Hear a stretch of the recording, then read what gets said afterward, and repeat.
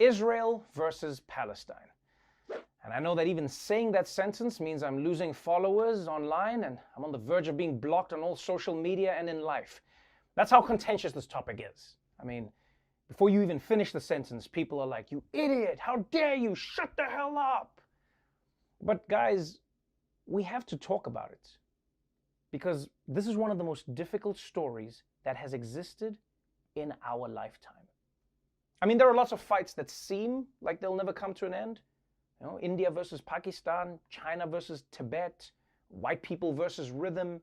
But Israel versus Palestine is a 73-year-old beef that has stumped everybody. I mean, when it stumped Jared, you knew that this thing was difficult. But the paradox is that because Israel and Palestine has been ongoing for so long, people forget that it is ongoing. That is until there are flare-ups that the world cannot ignore, which is what happened again this week. Overnight, a deadly barrage from Israeli forces lighting up the skies over Gaza. And in the West Bank, warning sirens echoing through Bethlehem. Earlier, Palestinian militant groups firing more than 200 rockets into Israel. Most of the Hamas rockets stopped by Israel's missile defense system, or they fell short. Israeli strikes reportedly killing at least 23 people, including 9 children. Israel saying the dead were militants. At least 6 Israelis were reported injured. Tensions have been escalating over Israeli moves to evict Palestinian families from their homes in East Jerusalem. They boiled over as more than 100 worshippers and protesters were injured as Israeli police stormed the Al-Aqsa Mosque using tear gas and rubber bullets. Yes, this week, the conflict escalated again. And now, dozens of people are dead, including children. And look, man, what makes Israel-Palestine such a difficult topic to even broach is all the layers that are packed into it. No matter how much you try and break it down, people are always going to say that you're leaving out some crucial piece of context. And you know what the truth is? They're probably right. I mean, there's the history of how Israel became a state after Nazi Germany tried to destroy the Jewish people. But there's also the history of the British taking the land from the Palestinians. Not to mention that every other country in the region has its own issues and its own agendas. And then on top of all of that, there's religion involved. And I don't care what anybody says, man, religion is the one thing that has never calmed any situation when there's a clash. And you know what makes it even harder?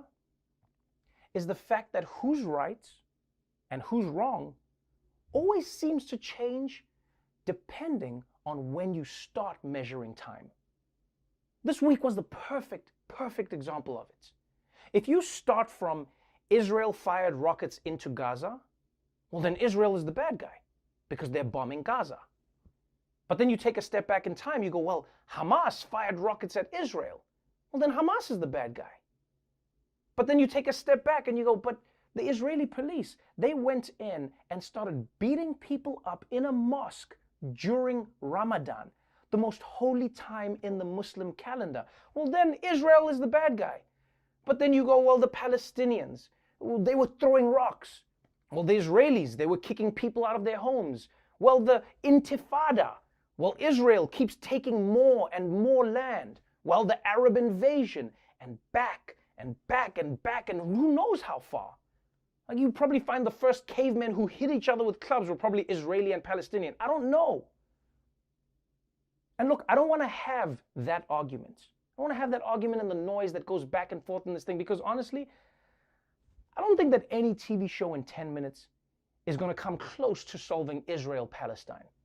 And 10 minutes isn't even enough time to explain the Mortal Kombat conflict. So I'm not even trying to come in and do that, right? I'm not trying to do that. The part where we say who's good and who's bad and who started, let's step away from that and instead ask a different question. Instead, let's look at who's dead and who's alive this week. In Gaza, Israeli airstrikes have reportedly killed 28 people, including 10 children. Over 150 people have been wounded. In Israel, Hamas rockets have killed 2 people. And this exchange of fire comes after the Israeli assault in and around the Al-Aqsa Mosque that left more than 600 Palestinian protesters, worshippers, and civilians wounded, and a few dozen Israeli police. Now, personally, I'm not saying for you, just personally, I cannot watch that footage and hear those numbers and see a fair fight. Like, set aside motives and intentions and just look at technology alone. Israel has one of the most powerful militaries in the world. They can crush Gaza like that. Not to mention one of the most advanced defense systems in the world. You shoot a rocket at them, it's probably not going to do anything to them because of their defense system. Right? They've got a giant Mutombo in the sky just knocking them down. And I know that this is contentious. And I know that people are going to hate me for this. But I just want to ask an honest question here. If you are in a fight where the other person cannot beat you, how hard should you retaliate when they try to hurt you? Honest question. And I ask this question because I think of it like this. When I was a teenager, I would always get into fights with my little brothers. And little kids can be vicious, right? They're trying to punch you in the leg, trying to punch you in the nuts. They're kids, they do that. But my mom would say to me, whenever I get angry, she'd go, Trevor, don't hit the kid back because they can't hurt you. You're a teenager and the kid is 4. And I was like, yeah, but the kid is hitting me. He could hurt me. But my mom was like, yeah, but you're also so much bigger than the kid. You can crush him in an instant. And please don't get me wrong right now, because I know someone's going to watch this and go like, oh, you're comparing Palestinians to children. No, I'm not doing that. I'm telling a story about myself. Honestly, I am. Because what my mom made me understand is that as a person who has immensely more power, I had to ask myself whether my response to this child was just or necessary. Could I find different ways to deal with this? Whether I felt aggrieved or not, or whether they were fighting fair, was almost irrelevant. Was I even able to ask myself the question about why they were doing what they're doing? Was I willing to admit guilt? This was all part of the question that I had to ask myself. But the main question I ask in this situation is about power. And please, again, I know this is not a great analogy, because I'm not saying Palestinians are children. I'm not just saying they're all children, right? I'm not saying that they're harmless or that they're irrational or acting out. I'm not saying any of that. I'm not. I'm just talking about the difference in power, which is something we do all the time. I mean, think about policing. If a man has a knife, should the cops shoot him? In many parts around the world, like in the UK, they say, well, we're going to do everything we can to try and not shoot the person, even at risk to ourselves, because at the end of the day, they brought a knife to a gunfight. So what's the right response? Well, I mean, everyone has a different answer to the question, and I'm not trying to answer the question, nor do I think I'm smart enough to solve it. All I'm asking is, when you have this much power, what is your responsibility?